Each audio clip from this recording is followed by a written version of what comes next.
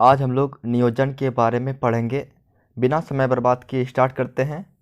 तो नियोजन भविष्य में किए जाने वाले कार्य के संबंध में यह निर्धारित करता है कि कार्य को कब किया जाए, किस समय किया जाए, कार्य को कैसे किया जाए, कार्य में किन साधनों का प्रयोग किया जाए।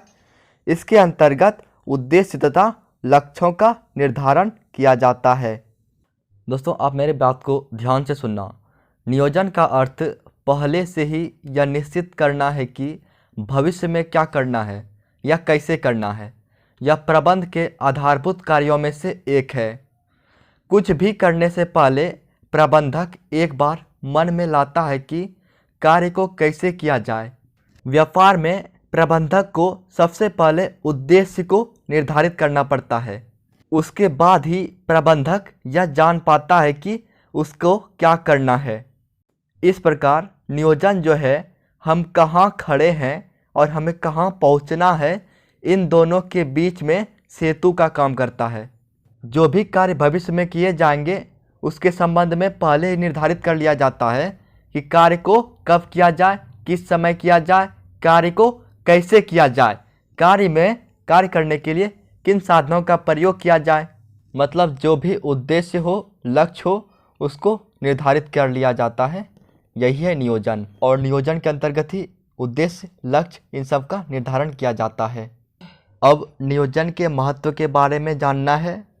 नंबर 1 है, नियोजन निर्देशन की व्यवस्था करता है। इसमें है कार्य कैसे किया जाना है, इसका पहले से ही मार्गदर्शन कराकर नियोजन निर्देशन की व्यवस्था करता है। दोस्तों, कोई कंपनी या संगठन को भविष्य में कैसे कार्य करना है, नियोजन जो है मार्गदर्शन करके निर्देशन की व्यवस्था करता है। आगे है, अगर नियोजन नहीं होगा तो कर्मचारियों के कार्य करने की दिशाएं भिन्न होगी तथा संगठन अपने उद्देश्य को कुशलतापूर्वक प्राप्त करने में असमर्थ होगी। दोस्तों, सभी कंपनी अथवा संगठन का कार्य करने का एक लक्ष्य अथवा उद्देश्य होता है। नियोजन जो है ये मार्गदर्शक के रूप में यह बताता है कि किस दिशा में कार्य करना है। दोस्तों, यदि लक्ष्यों को सही ढंग से समझाया गया है तो कर्मचारियों को यह पता होता है कि संगठन अथवा कंपनी को क्या करना है या फिर लक्ष्य तक पहुंचने के लिए उन्हें क्या करना है। लेकिन यदि कोई योजना नहीं होगा, मतलब कोई नियोजन नहीं होगा, तो कर्मचारियों के कार्य करने की दिशाएं भिन्न होंगे, क्योंकि कोई भी कार्य करने से पहले एक लक्ष्य निर्धारित किया जाता है और अगर लक्ष्य निर्धारित नहीं होगा तो उद्देश्य को प्राप्त करने में असमर्थ होगा। नंबर 2 है अनिश्चितता के जोखिम को कम करना। इसमें है नियोजन एक ऐसी क्रिया है जो प्रबंधकों को भविष्य में झांकने की अवसर प्रदान करता है ताकि गैर आशान्वित प्रभावों को घटाया जा सके। तो बहुत ही आसान शब्दों में है, इसे पढ़ लीजिए कि नियोजन में क्या होता है। तो प्रबंधकों को भविष्य में झांकने की अवसर प्रदान करता है ये नियोजन, ताकि जो भी गैर आशान्वित प्रभाव होंगे उसको घटाया जा सके। इसके बाद है नंबर 3, निर्णय लेने को सरल बनाना। इसमें है प्रबंधक विभिन्न विकल्पों का मूल्यांकन करके उनमें से सर्वोत्तम का चुनाव करता है, इसीलिए निर्णयों को शीघ्र लिया जा सकता है। आसान शब्दों में दिया गया है, इसे पढ़ लीजिए। जो प्रबंधक होते हैं उनके पास बहुत सारे विकल्प होते हैं।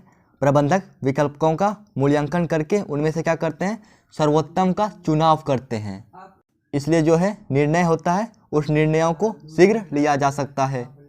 इसके बाद नंबर 4 है अपव्ययी क्रियाओं को कम करना। इसमें है नियोजन विभिन्न विभागों एवं व्यक्तियों के प्रयासों में तालमेल स्थापित करता है, जिससे अनुपयोगी गतिविधियां कम होती है। नियोजन किसमें तालमेल स्थापित करता है, तो विभिन्न विभागों एवं व्यक्तियों के प्रयासों में। और इन तालमेल को स्थापित करने से क्या होती है, तो अनुपयोगी गतिविधियां कम होती है। नंबर 5 में है नियंत्रण के मानकों को निर्धारित करना। इसमें है नियोजन वे मानक उपलब्ध कराता है जिसके वास्तविक निष्पादन माने जाते हैं तथा मूल्यांकन किए जाते हैं। आगे है नियोजन नियंत्रण का आधार प्रस्तुत करता है। मतलब जो भी वास्तविक निष्पादन माने जाते हैं, मूल्यांकन किए जाते हैं, नियोजन वे सारे मानक उपलब्ध कराता है। नियोजन जो है वो नियंत्रण का आधार प्रस्तुत करता है। तो ये था हमारा महत्व। दोस्तों मैं इससे पहले बहुत सारे क्वेश्चन का वीडियो अपलोड कर चुका हूँ और आगे भी अपलोड करूँगा। आप ज़रूर चैनल को सब्सक्राइब कर दीजिए ताकि आपके पास सारे वीडियो पहुँच जाए। Thank you.